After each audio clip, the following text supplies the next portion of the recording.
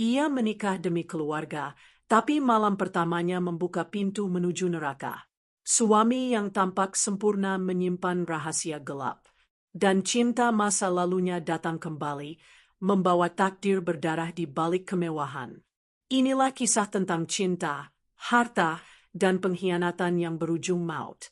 Rumah itu berdiri di ujung jalan yang sepi.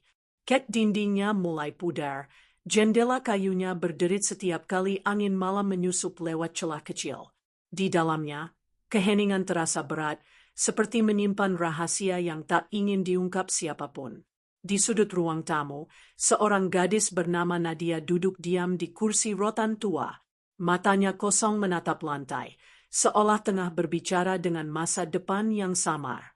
Sudah berhari-hari ibunya, Bu Rani, tak berhenti bicara tentang satu hal, pernikahan. Bukan tentang cinta, bukan tentang kebahagiaan, melainkan tentang keselamatan. Keselamatan keluarga yang kini berada di ujung jurang. Ayah Nadia sedang terbaring sakit. Tubuhnya semakin kurus, suaranya nyaris tak terdengar. Nafasnya pendek, bergantung pada obat-obatan yang kian hari makin mahal. Tabungan keluarga telah habis, bahkan perhiasan simpanan ibunya pun sudah dijual diam-diam. Segalanya berubah sejak bisnis kecil ayahnya bangkrut karena ditipu rekan sendiri. Dari keluarga yang dulu cukup bahagia, kini mereka hanya punya harapan yang semakin menipis. Dan di tengah keputusasaan itu, muncullah nama Arman, seorang pengusaha muda yang kaya raya dan tampan di mata orang-orang. Ia datang bukan tanpa alasan. Arman menginginkan Nadia menjadi istrinya. Alasannya sederhana, ia terpesona pada wajah lembut dan kesederhanaan gadis itu. Tapi bagi Bu Rani, lamaran itu bukan sekadar kebetulan. Itu adalah jalan keluar dari bencana. Dalam hati kecilnya, Nadia tahu semua ini terasa salah. Cinta tak bisa dipaksa, apalagi jika alasannya adalah uang. Tapi suara hatinya tenggelam di tengah teriakan realita. Ia mencintai Raka, seorang mekanik sederhana yang bekerja di bengkel pinggir kota. Lelaki itu tidak punya harta, tapi punya ketulusan yang jarang dimiliki siapapun. Setiap kali Raka datang, dunia Nadia terasa lebih ringan. Namun kini, cinta itu harus berhadapan dengan kebutuhan hidup. Malam itu, hujan turun deras. Bu Rani berdiri di depan kamar ayahnya, menatap tumpukan tagihan yang tak terbayar. Di wajahnya ada lelah, namun juga keputusan yang bulat. Ia yakin satu-satunya cara agar suaminya tetap hidup adalah dengan menikahkan Nadia pada Arman. Pikiran itu menakutkan, tapi juga melegakan. Ia memilih menyelamatkan satu nyawa, meski harus mengorbankan kebahagiaan anaknya sendiri. Nadia mendengar langkah ibunya di luar kamar. Ia tahu percakapan berat itu akan dimulai lagi. Di dalam dadanya, perasaan takut dan kecewa bercampur. Ia ingin marah, tapi juga tak bisa membenci ibunya. Dalam kesedihan itu, Nadia merasa seperti burung yang perlahan kehilangan sayapnya, terjebak antara cinta dan kewajiban. Pagi berikutnya, Bu Rani memanggil Arman ke rumah. Suasana tegang menyelimuti ruang tamu. Dari luar, Nadia memperhatikan dengan hati berdebar. Ia melihat Arman duduk santai, memamerkan jam tangan mewah dan senyum yang penuh percaya diri. Senyum yang dingin, seolah menyembunyikan sesuatu di balik kerapian jasnya. Saat itu, Nadia merasakan firasat buruk. Ada sesuatu yang tidak beres pada lelaki itu. Tapi siapa yang akan percaya pada firasat seorang gadis miskin? Hari demi hari berlalu.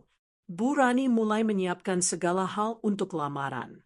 Nadia mencoba menolak, tapi setiap kali ia berbicara, ibunya menatap dengan air mata dan kalimat yang sama, "Kamu mau lihat ayahmu mati karena kita tak punya uang." Kalimat itu seperti pisau yang mengiris perlahan, tak mematikan seketika, tapi meninggalkan luka yang tak akan pernah sembuh. Sementara itu, Raka merasa ada yang berubah. Pesan-pesan Nadia mulai jarang dibalas, kunjungannya ke bengkel berhenti. Hatinya gelisah, tapi ia mencoba percaya. Sampai akhirnya, suatu malam, Raka datang ke rumah itu tanpa memberi kabar. Ia berdiri di depan gerbang, menatap dari jauh. Di ruang tamu yang remang, ia melihat sosok Arman berbicara dengan Bu Rani. Ia mendengar kata pernikahan. Dunia Raka berhenti seketika. Ia tidak masuk. Ia hanya diam di bawah hujan, menyaksikan orang yang ia cintai perlahan diambil oleh takdir yang tidak adil. Sementara di dalam rumah, Nadia memeluk dirinya sendiri, menahan tangis yang hampir pecah. Ia tahu seseorang di luar sedang terluka karena keputusannya, tapi ia juga tahu ia tidak punya pilihan lain. Malam itu, angin membawa suara ranting yang patah. Petir menyambar, menerangi wajah Nadia yang basah air mata. Dalam hatinya, ia berjanji pada dirinya sendiri, jika takdir memaksanya kehilangan cinta, setidaknya ia akan melakukannya dengan kepala tegak. Namun jauh di dalam hati kecilnya, ada bisikan samar yang belum ia pahami, bisikan yang akan menuntunnya menuju kegelapan yang jauh lebih dalam. Karena pernikahan ini bukanlah akhir dari penderitaan. Ini baru permulaan dari sesuatu yang lebih gelap, sebuah rahasia yang akan mengubah segalanya. Pagi datang dengan cahaya yang dingin. Burung-burung tak lagi berkicau di halaman rumah Nadia. Seolah mereka pun tahu rumah itu tak lagi punya kehangatan. Di meja makan, nasi sudah dingin sebelum sempat disentuh. Bu Rani duduk diam menatap secangkir teh yang tak lagi berasap. Di wajahnya, tak ada lagi ekspresi keibuan yang lembut. Yang tersisa hanyalah beban, rasa takut, dan ambisi yang tak disadarinya sudah berubah menjadi ketamakan. Nadia berdiri di depan jendela. Matanya memandang langit abu-abu, berharap ada tanda bahwa semua ini hanya mimpi buruk. Tapi setiap detik yang lewat terasa nyata, terlalu nyata untuk dihindari. Di kepalanya, bayangan Raka masih hidup, tangan kasar penuh oli, senyum hangat, dan suara lembut yang dulu menenangkan setiap resahnya. Kini, semua itu terasa jauh, seolah berada di dunia yang berbeda. Di luar rumah, Raka berdiri tak jauh dari gerbang. Sejak malam ia tak tidur, pikirannya penuh tanya. Ia tahu ada sesuatu yang disembunyikan. Ia mencintai Nadia bukan karena rupa, tapi karena kesederhanaan dan ketulusan yang ia temukan dalam diri gadis itu. Namun kini, cinta itu mulai berubah menjadi luka yang tak terlihat. Raka berusaha kuat, tapi hatinya mulai tergerus rasa takut kehilangan. Bu Rani akhirnya memutuskan bertemu Raka. Ia memanggilnya datang dengan alasan yang tak jujur, katanya untuk bicara baik-baik. Tapi di dalam hatinya, Bu Rani sudah menyiapkan kalimat yang akan menghancurkan cinta mereka. Saat Raka datang, rumah terasa dingin, udara menekan, seperti ada sesuatu yang tak kasat mata mengawasi. Raka mencoba berbicara dengan sopan, menjelaskan bahwa ia berniat melamar Nadia suatu hari nanti. Namun Bu Rani menatapnya tajam, seolah menilai dari kepala sampai kaki, dan dalam tatapan itu tersirat penghinaan yang halus. Kata-kata yang keluar dari bibirnya terdengar lembut tapi menusuk. Ia menolak Raka mentah-mentah, menuduhnya hanya membawa mimpi tanpa masa depan. Dalam hati Bu Rani, ada rasa bersalah. Tapi rasa takut kehilangan suaminya jauh lebih besar daripada belas kasihan kepada anaknya sendiri. Ia berpikir, jika Nadia menikah dengan Arman, semua penderitaan akan berakhir. Tapi ia tak tahu, keputusan itu justru akan membuka pintu malapetaka yang tak pernah ia bayangkan. Setelah pertemuan itu, Raka pergi tanpa menoleh. Langkahnya berat, tapi matanya tak menangis. Ia tahu ada sesuatu yang lebih dalam dari sekadar penolakan. Ada rahasia yang membuat keluarga itu berubah dingin. Sejak hari itu, ia bersumpah akan mencari tahu kebenaran, meski harus melawan arus takdir. Di sisi lain, Nadia merasakan perubahan dalam dirinya. Ia mulai sulit tidur, tubuhnya lemah, pikirannya kacau. Ia merasa seperti boneka yang digerakkan oleh tangan-tangan yang tak terlihat. Setiap kali ia mencoba bicara dengan ibunya, percakapan itu berakhir dengan air mata dan kata-kata yang menusuk. Hatinya semakin kosong. Suatu malam, Nadia memandangi ayahnya yang tertidur lemah. Nafas pria itu tersengal-sengal, tubuhnya hanya tinggal tulang dan kulit. Ia menggenggam tangan ayahnya, berharap ada kekuatan yang bisa menenangkannya. Dalam keheningan itu, ayahnya sempat membuka mata. Pandangan matanya sayu, tapi di sana ada kehangatan yang tak bisa diucapkan. Ia ingin berkata sesuatu, namun suaranya terlalu lemah.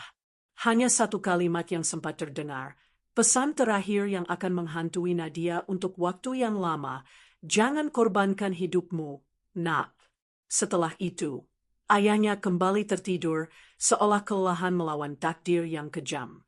Air mata Nadia jatuh di punggung tangan ayahnya, tapi di luar kamar, Burani mendengar dan menatap pintu dengan wajah keras. Ia tak lagi punya waktu untuk ragu.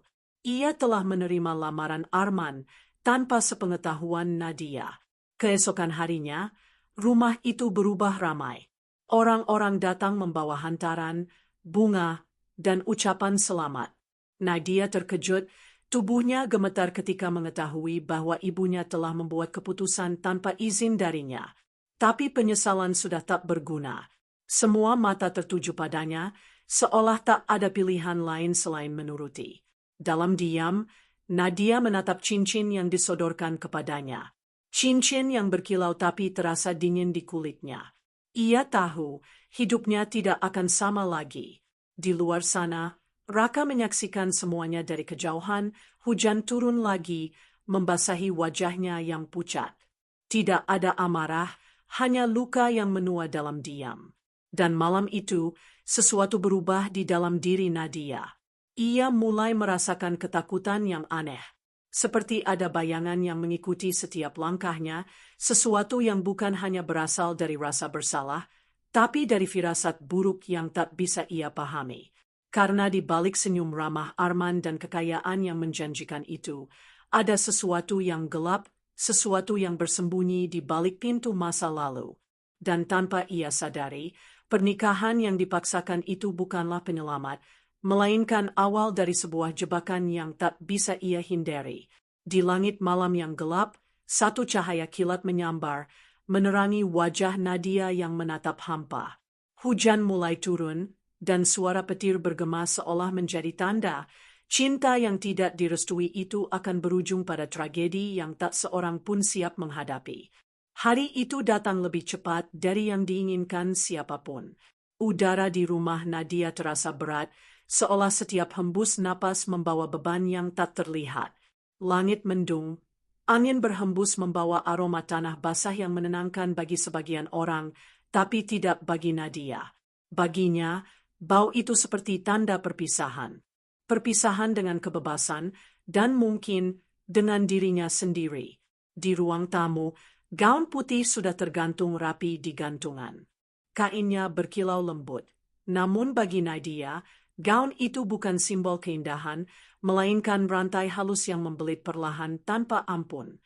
Burani berdiri di sampingnya, menatap semua persiapan dengan ekspresi datar, mencoba menutupi kegelisahan di balik senyum palsu. Ia tahu, semua ini bukan kebahagiaan. Tapi ia juga tahu, tak ada jalan kembali. Nadia mengenakan gaun itu tanpa perlawanan. Tubuhnya bergerak seperti dikendalikan oleh seseorang yang tak lagi punya pilihan. Setiap kali ia melihat cermin, ia nyaris tak mengenali wajah yang menatap balik padanya. Wajah itu terlihat asing, pucat, dan kosong. Seolah jiwanya sudah pergi jauh sebelum upacara dimulai. Sementara itu, jauh di luar sana, Raka memacu motornya di bawah hujan deras. Hatinya berdenyut antara amarah dan keputusasaan. Ia tahu Nadia akan menikah hari ini, tapi pikirannya menolak menerima kenyataan itu. Ia ingin berteriak, tapi dunia seperti menertawakannya, suara hujan menenggelamkan segalanya. Pernikahan berlangsung sederhana, tapi syarat dengan kesan mewah yang dipaksakan. Para tamu datang dengan senyum palsu dan ucapan selamat yang hampa. Arman berdiri tegak di depan penghulu, mengenakan jas hitam yang sempurna. Di matanya ada ketenangan yang mencurigakan. Tatapannya bukan milik seorang pria yang jatuh cinta, melainkan milik seseorang yang telah menang. Ketika akad selesai, tepuk tangan terdengar. Semua orang tersenyum. Hanya Nadia yang tak bisa. Dalam hatinya, ada suara kecil yang terus berbisik. Ini bukan kebahagiaan, ini penjara. Ia menatap ibunya sekilas, dan di sana ia melihat sesuatu yang lebih menyakitkan daripada kemarahan, penyesalan yang terlambat. Tapi tak ada lagi yang bisa diubah. Di antara keramaian, ada seseorang yang berdiri jauh di luar gerbang. Raka, basah kuyup oleh hujan, menatap dari kejauhan. Ia tidak datang untuk menghentikan pernikahan. Ia hanya ingin melihat dengan matanya sendiri bahwa semua ini nyata, agar ia bisa berhenti bermimpi. Saat cincin melingkar di jari Nadia, dunia di sekelilingnya seperti runtuh dalam diam. Tanpa kata, ia berbalik dan pergi. Malam pertama setelah pernikahan, rumah besar keluarga Arman terasa sepi dan asing. Dinding-dinding marmer memantulkan bayangan lampu, menambah kesan dingin yang menusuk. Arman tampak sibuk dengan telepon dan berkas-berkas di meja kerja, sementara Nadia duduk di kursi dekat jendela, menatap kegelapan di luar. Hari-hari berikutnya, kehidupan Nadia berubah sepenuhnya. Tidak ada kelembutan, tidak ada cinta, hanya jadwal yang ketat dan aturan yang dingin. Arman bukan pria kasar, tapi ia berbahaya dalam diam.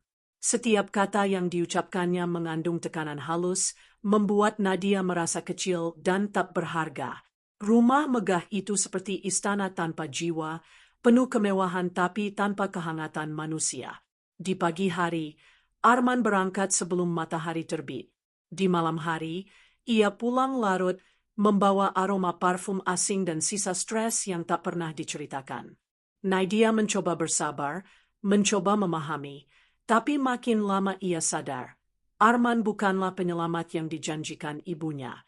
Ia adalah misteri gelap yang perlahan menelannya hidup-hidup. Sementara di rumah lama, Burani mulai gelisah.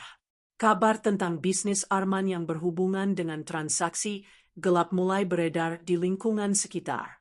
Ia berusaha menepis pikiran buruk itu, tapi bayangan wajah Nadia yang pucat di hari pernikahan terus menghantui tidurnya. Ia mulai bertanya-tanya, apakah ia telah menukar cinta anaknya dengan kehancuran? Suatu sore, tanpa diduga, Nadia bertemu Raka lagi.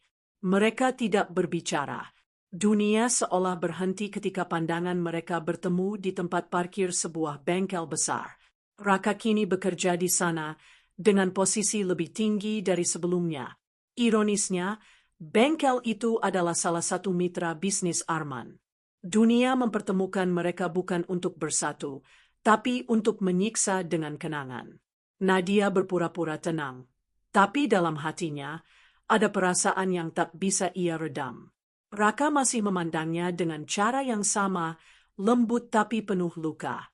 Dan di balik tatapan itu, Nadia menemukan kembali bagian dari dirinya yang hilang. Tapi ia tahu, rasa itu tidak boleh tumbuh lagi. Ia sudah terikat pada janji yang tidak bisa dibatalkan. Malamnya, Arman memandangi laporan keuangan di ruang kerjanya. Wajahnya menegang, tangannya mengepal. Di layar laptop, ada nama Raka, manajer bengkel yang baru bergabung. Tatapannya berubah dingin, seperti seseorang yang baru saja menemukan ancaman yang harus disingkirkan. Dan di saat itulah, bahaya mulai mendekat. Tidak dalam bentuk pukulan atau teriakan, tapi dalam bentuk kecurigaan, tatapan curiga, dan rahasia yang mulai terkuak perlahan. Dalam kegelapan kamar, Nadia terjaga. Ia merasa seperti sedang diawasi, meski tak ada siapa-siapa di ruangan itu. Lampu gantung bergoyang pelan, jendela bergetar karena angin malam. Ia menatap keluar, dan di sana, di bawah pohon besar halaman rumah, sekelebat bayangan berdiri menatap ke arahnya. Tidak bergerak, tidak bersuara, dan di dalam dirinya, untuk pertama kalinya sejak pernikahan itu, Nadia benar-benar ketakutan. Karena entah mengapa, ia merasa bahwa hidupnya baru saja masuk ke bab yang jauh lebih gelap dari sekadar pernikahan tanpa cinta. Sudah 3 bulan berlalu sejak Nadia menjadi istri Arman. Namun setiap hari terasa seperti tahun yang panjang dan menyesakkan. Rumah besar yang dulu tampak megah kini seperti labirin tanpa jalan keluar. Setiap lorong menyimpan gema langkah yang menggigilkan, dan setiap pintu tertutup seolah menyembunyikan sesuatu yang tak boleh diketahui.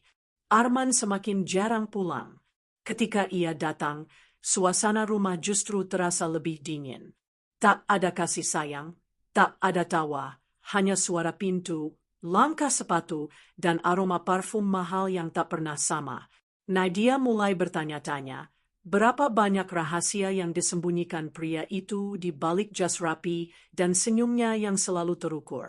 Ia mencoba menenangkan diri dengan membaca, merawat taman, atau sekadar berbicara dengan pelayan rumah. Tapi entah mengapa, setiap kali ia berjalan ke arah ruang kerja Arman, tubuhnya terasa lemah. Ada sesuatu di ruangan itu, sesuatu yang membuat udara menjadi lebih berat. Suatu malam, ketika Arman pergi untuk urusan bisnis, Nadia memberanikan diri membuka pintu ruang kerja itu. Ruangan itu gelap, hanya diterangi cahaya lembut dari luar jendela. Di atas meja, ada tumpukan dokumen, beberapa berkas keuangan, dan satu map hitam dengan tanda merah di sudutnya. Tangan Nadia gemetar saat membukanya. Di dalamnya, ia menemukan lembaran kontrak, data perusahaan, dan nama-nama yang tak ia kenal. Tapi satu hal menarik perhatiannya, catatan transaksi besar yang tidak masuk akal. Angka-angka itu menunjukkan aliran dana yang sangat besar, masuk dan keluar tanpa jejak yang jelas.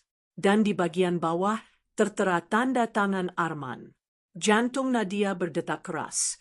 Ia tahu Arman kaya, tapi dari mana semua uang itu berasal? Ia menelusuri dokumen lain dan menemukan sesuatu yang membuat darahnya membeku, bukti transfer ke beberapa rekening luar negeri atas nama perusahaan fiktif. Itu bukan bisnis bersih. Itu kejahatan yang disamarkan rapi. Tiba-tiba suara pintu depan terdengar. Langkah sepatu bergema di koridor. Arman pulang lebih cepat malam itu. Nadia buru-buru menutup map, meletakkannya di tempat semula, lalu berpura-pura duduk di ruang tamu. Tapi detak jantungnya tak berhenti berdebar. Ia tahu jika Arman tahu ia telah membuka rahasianya, semuanya bisa berakhir buruk. Malam-malam berikutnya, Arman semakin curiga. Ia sering memperhatikan Nadia diam-diam, menatap tajam setiap kali ia lewat. Ia mulai menanyakan hal-hal kecil, seolah ingin memastikan sesuatu. Nadia berusaha tenang, tapi rasa takutnya tumbuh setiap hari. Bahkan pelayan rumah pun mulai bersikap aneh, seperti disuruh mengawasi. Dalam kesepian itu, satu-satunya tempat yang masih memberi napas bagi Nadia adalah bengkel tempat Raka bekerja. Ia datang ke sana pura-pura memperbaiki mobil, hanya untuk sekadar berbicara singkat dengan orang yang dulu memberinya kekuatan. Raka menyadari perubahan pada diri Nadia, matanya yang dulu hangat kini penuh ketakutan. Raka mendengarkan tanpa banyak bicara. Ia tahu Nadia berada dalam bahaya, tapi belum tahu seberapa besar. Saat Nadia menceritakan tentang dokumen yang ditemukannya, wajah Raka mengeras. Ia mulai menyelidiki dari luar, menggunakan koneksi yang ia punya di dunia otomotif dan bisnis lokal. Tak butuh waktu lama untuk menemukan sesuatu yang mengerikan. Arman ternyata terlibat dalam jaringan bisnis gelap, pencucian uang, manipulasi proyek, dan penipuan besar-besaran. Nama perusahaannya hanyalah tirai bagi kegiatan ilegal yang sudah berjalan bertahun-tahun. Dan lebih buruknya lagi, beberapa orang yang mencoba membongkar bisnis itu dikabarkan menghilang tanpa jejak. Ketika Raka mengetahui hal itu, ia tahu Nadia berada dalam bahaya nyata. Tapi ia juga tahu, jika ia bertindak sembarangan, hidupnya bisa ikut hancur. Maka, ia memilih diam dan mengamati dari jauh, menunggu saat yang tepat. Sementara itu, Burani mulai merasakan firasat buruk. Nadia jarang menghubungi, dan setiap kali ia mencoba datang ke rumah Arman, selalu ada alasan untuk menolak. Sekali waktu, ia berhasil bertemu Nadia, Tapi gadis itu tampak sangat berbeda. Kurus, pucat, dan matanya dipenuhi bayangan ketakutan yang dalam. Saat Bu Rani bertanya, Nadia hanya menunduk seolah ada sesuatu yang menahannya untuk bicara. Malam itu, hujan turun deras. Nadia duduk sendirian di ruang tamu, menatap lampu yang bergetar karena angin. Di luar, suara petir menggema, seakan memperingatkan bahwa sesuatu yang buruk akan datang. Pintu ruang kerja Arman sedikit terbuka, dan dari celahnya terlihat cahaya redup. Di dalam, Arman berbicara di telepon dengan nada pelan tapi tajam. Nadia berdiri di balik dinding, mendengarkan setiap kata. Ia mendengar nama seseorang disebut, nama yang sama dengan salah satu perusahaan fiktif di dokumen yang ia temukan. Saat itu, semuanya menjadi jelas. Arman bukan hanya pengusaha yang ambisius. Ia pemain dalam permainan berbahaya, dan Nadia kini adalah bagian dari rahasia itu. Tiba-tiba Arman berbalik dan menatap arah pintu. Suara langkahnya perlahan mendekat. Nadia berlari ke kamarnya, jantungnya hampir meledak. Ia menutup pintu dan menahan napas di baliknya. Beberapa detik kemudian, suara pintu ruang kerjanya terbuka lebar, lalu hening. Dalam keheningan itu, hanya suara detak jam yang terdengar. Tapi di balik ketenangan malam itu, Nadia tahu sesuatu telah berubah. Arman tahu ada yang tidak beres. Dan mulai hari itu, rumah itu bukan lagi tempat tinggal, melainkan medan perang tanpa senjata. Beberapa hari kemudian, Raka mendapat kabar dari kenalannya di kepolisian bahwa Arman sedang diawasi. Tapi polisi belum punya cukup bukti. Sementara itu, Arman semakin ketat mengawasi Nadia. Teleponnya sering diperiksa, setiap gerak-geriknya diawasi. Dan di satu malam yang penuh badai, ketika angin menerbangkan daun-daun kering ke jendela kamar, Nadia duduk di ranjang dengan wajah pucat. Di luar, kilat menyambar, menerangi bayangan seseorang berdiri di halaman rumah. Sosok itu diam, tapi matanya menatap langsung ke arah jendela Nadia. Dan kali ini, ia tahu pasti. Itu bukan Raka. Itu Arman. Dan senyum di wajahnya bukan lagi senyum seorang suami, melainkan peringatan. Hujan terus turun malam itu. Langit seolah memantulkan kegelisahan yang berputar dalam hati Nadia. Ia duduk di depan jendela, menatap derasnya air yang membasahi kaca, tapi pikirannya melayang jauh ke masa lalu, masa di mana hidupnya masih penuh warna, ketika cinta adalah hal sederhana yang membuatnya bahagia. Kini, cinta itu berubah menjadi luka yang tak bisa sembuh. Sejak malam ketika ia menyadari siapa sebenarnya Arman, Nadia tak lagi bisa tidur nyenyak. Setiap langkah suaminya terasa seperti ancaman, setiap senyum terasa seperti jebakan. Rumah itu kini menjadi kandang emas yang indah dari luar, tapi mematikan di dalam. Arman memperlakukan Nadia dengan lembut di depan orang lain, tapi di balik itu ada tekanan tak terlihat. Ia seperti tahu Nadia telah mengetahui rahasianya. Semua tindak tanduknya diawasi. Bahkan ponselnya kini dilacak. Suatu hari, Arman berpura-pura berangkat dinas keluar kota. Tapi Nadia tahu ia berbohong. Ia melihat koper yang sama masih tersimpan di lemari. Itu bukan perjalanan bisnis, itu pengalihan. Sesuatu sedang disembunyikan. Saat rumah menjadi sepi, Nadia memanfaatkan kesempatan itu untuk pergi keluar, menghirup udara bebas yang telah lama ia rindukan. Langkahnya membawanya ke bengkel Raka. Raka terkejut melihatnya datang dengan wajah lelah dan mata sembab. Ia bisa merasakan bahwa Nadia telah menahan beban yang terlalu berat. Nadia tak mengatakan banyak, tapi cukup bagi Raka untuk mengerti. Hidupnya sedang berada di ujung jurang.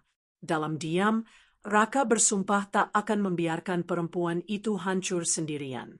Sejak hari itu, mereka kembali sering bertemu secara diam-diam. Kadang di bengkel, kadang di taman kecil di belakang perpustakaan tua. Setiap pertemuan mereka seperti pelarian kecil dari kenyataan yang menakutkan. Raka menjadi tempat Nadia menangis, tempat ia menemukan sedikit cahaya di tengah kegelapan yang nyaris menelannya. Tapi kebahagiaan itu singkat. Arman mulai mencium sesuatu. Ia melihat perubahan pada istrinya. Wajah Nadia yang tadinya ketakutan kini sesekali tampak hidup. Dan itu membuat Arman curiga. Curiga bahwa ada seseorang di luar sana yang berani menyalakan cahaya di dalam hati yang telah ia kuasai. Maka ia memerintahkan orang suruhannya mengikuti Nadia. Dan suatu sore, di saat Nadia baru saja meninggalkan taman kecil tempat ia bertemu Raka, dua mata asing memperhatikannya dari jauh. Mereka memotret, mencatat, dan melaporkan semuanya pada Arman. Malam itu, Arman pulang dengan tatapan dingin yang berbeda. Ia tidak berbicara banyak. Tapi atmosfer rumah berubah drastis. Semua pelayan dipanggil, beberapa diberhentikan tanpa alasan jelas. Telepon Nadia diambil, kuncinya diganti, dan mulai malam itu, kamar Nadia terkunci dari luar setiap kali Arman pergi. Ketakutan mulai merayapi pikirannya lagi. Tapi di balik rasa takut itu, ada tekad yang tumbuh.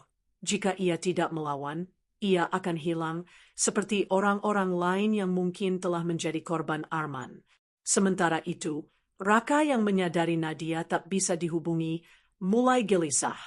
Ia mencoba datang ke rumah besar itu, tapi dijaga ketat oleh satpam. Ia tahu Arman sudah tahu sesuatu. Maka Raka mencari jalan lain, melalui orang-orang yang pernah bekerja untuk Arman. Dari salah satu mantan sopirnya, Raka mendengar kisah yang menakutkan. Beberapa tahun lalu, seorang wanita muda yang menjadi kekasih rahasia Arman tiba-tiba menghilang.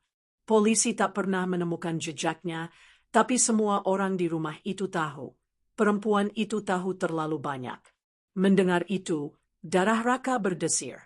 Ia tahu Nadia bisa menjadi korban berikutnya. Malam itu juga, ia bertekad menyelamatkannya dengan cara apapun. Sementara di rumah, Nadia duduk sendirian di ruang tamu yang gelap. Lampu hanya menerangi sebagian ruangan, menciptakan bayangan di dinding yang tampak hidup. Ia mendengar langkah kaki dari arah dapur, padahal semua pelayan sudah pergi. Langkah itu berat, perlahan, dan mendekat ke arahnya. Nadia berdiri, tubuhnya gemetar, menatap koridor gelap yang menuju dapur.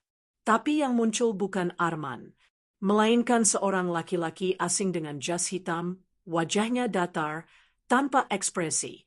Ia meletakkan sebuah amplop di atas meja tanpa bicara, lalu pergi begitu saja. Dengan tangan bergetar, Nadia membuka amplop itu.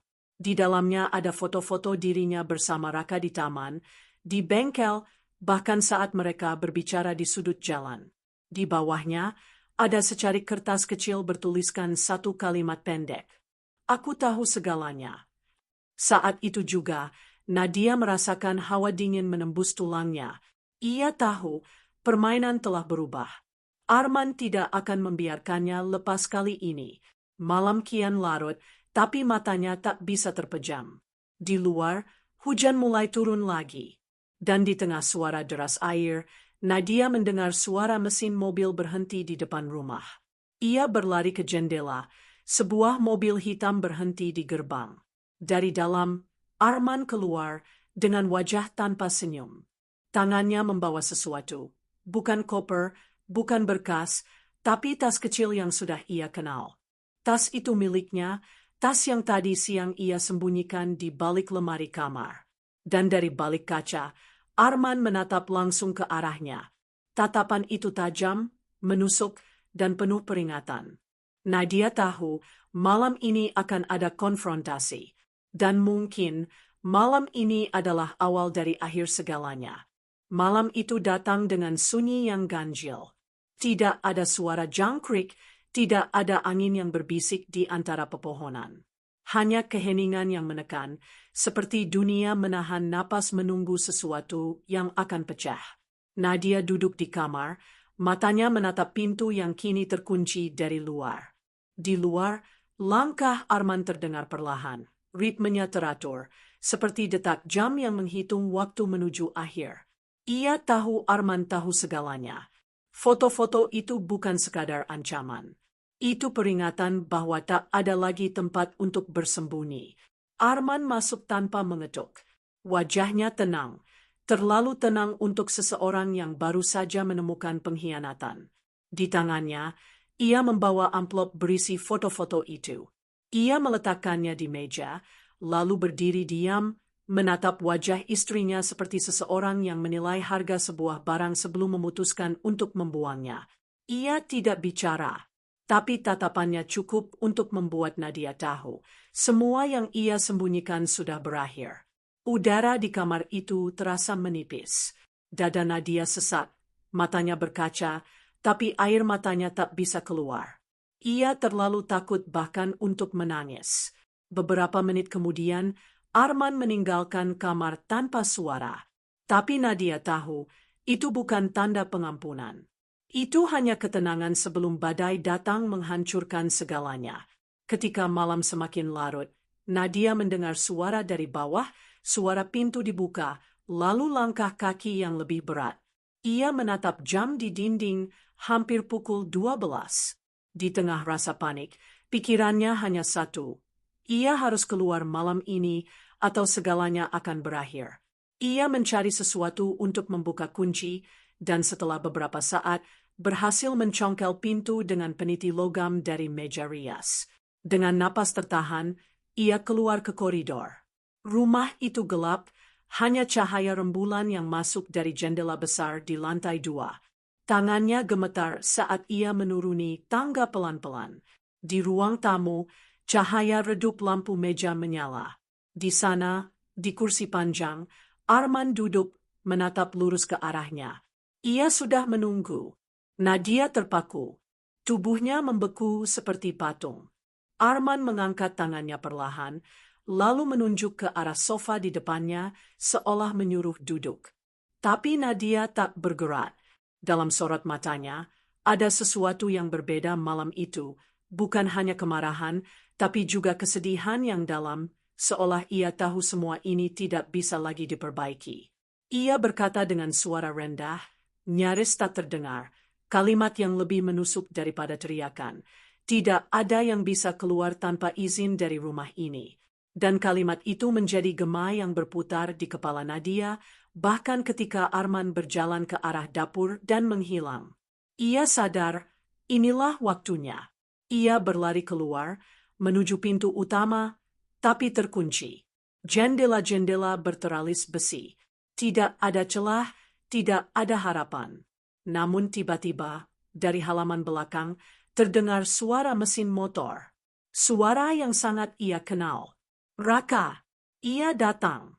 Entah bagaimana ia berhasil masuk ke area rumah yang dijaga ketat. Tapi malam itu, ia datang untuk menyelamatkan perempuan yang dulu gagal ia lindungi. Raka memanggil pelan dari balik pagar samping. Nadia berlari ke arah suara itu, membuka pintu belakang dapur yang tidak terkunci penuh.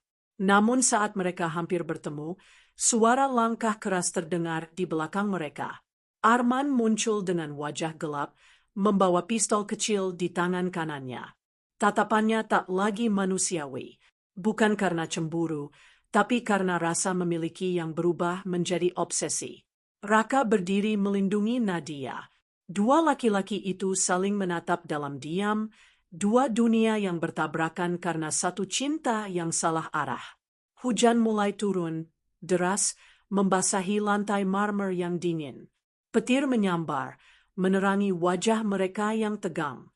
Tangan Arman bergetar, tapi bukan karena takut, karena luka masa lalu yang meledak malam itu. Ia berteriak bahwa semua yang ia lakukan adalah demi cinta, demi mempertahankan sesuatu yang dunia rampas darinya dulu. Tapi kata-katanya tak lagi masuk akal. Dan sebelum siapapun bisa bereaksi, suara tembakan memecah malam. Semuanya berhenti. Waktu seolah berhenti berdetak. Tubuh Raka jatuh ke lantai. Darah mengalir pelan di antara hujan yang masuk dari pintu belakang yang terbuka. Nadia berteriak, tapi suaranya tenggelam dalam gemuruh badai. Ia berlutut di samping tubuh Raka, memeluknya, sementara Arman berdiri terpaku, matanya membesar, seolah baru sadar pada apa yang telah ia lakukan. Beberapa detik kemudian, Arman menjatuhkan pistol itu. Langkahnya gontai, menuju ke arah balkon belakang. Ia menatap ke langit yang gelap, seolah mencari ampunan yang tak akan pernah datang. 1 langkah, 2 langkah, dan tanpa sepatah kata pun. Tubuhnya lenyap dalam kegelapan malam, jatuh bersama hujan yang tak berhenti menangis. Nadia menjerit, tapi suara itu tertelan oleh petir yang menyambar tak jauh dari sana. Beberapa jam kemudian, polisi datang setelah laporan dari warga sekitar. Mayat Arman ditemukan di halaman belakang, sementara Raka masih bernapas lemah, dibawa ke rumah sakit. Nadia duduk di ruang tamu yang kini penuh petugas, wajahnya kosong, tatapannya jauh. Rumah besar itu kini terasa benar-benar mati. Dalam sekejap, semua yang ia kejar, kekayaan, status, harapan sang ibu, berubah menjadi debu. Ia kehilangan segalanya. Dan di tengah segala kehancuran itu, hanya ada satu kesadaran yang menancap di hatinya. Tidak ada cinta yang lahir dari ketakutan yang bisa bertahan. Beberapa hari kemudian, ketika pagi datang dengan matahari yang suram, Nadia berdiri di depan makam Arman. Ia tidak menangis. Ia hanya menatap tanah basah itu dalam diam. Dalam hatinya, ia berdoa, bukan untuk kebahagiaan, tapi untuk kedamaian bagi semua jiwa yang terluka dalam kisah ini. Dan ketika ia berbalik, langkahnya terasa ringan. Meski bayang-bayang masa lalu akan selalu menghantuinya, Nadia tahu satu hal pasti. Ia akhirnya bebas. Kadang, akhir bukan tentang siapa yang menang, tapi siapa yang paling terluka. Cinta bisa pergi, tapi kenangan akan terus tinggal di antara hening. Dan ketika semuanya usai, hanya satu yang tersisa. Bayangan dari pilihan yang dulu kita kira benar. Tidak semua kisah berakhir bahagia, tapi setiap cerita punya makna yang ingin disampaikan. Dengan menekan subscribe, kamu membantu Langit Narasi terus hidup. Terus bercerita tentang cinta, luka, dan rahasia yang tak pernah benar-benar usai.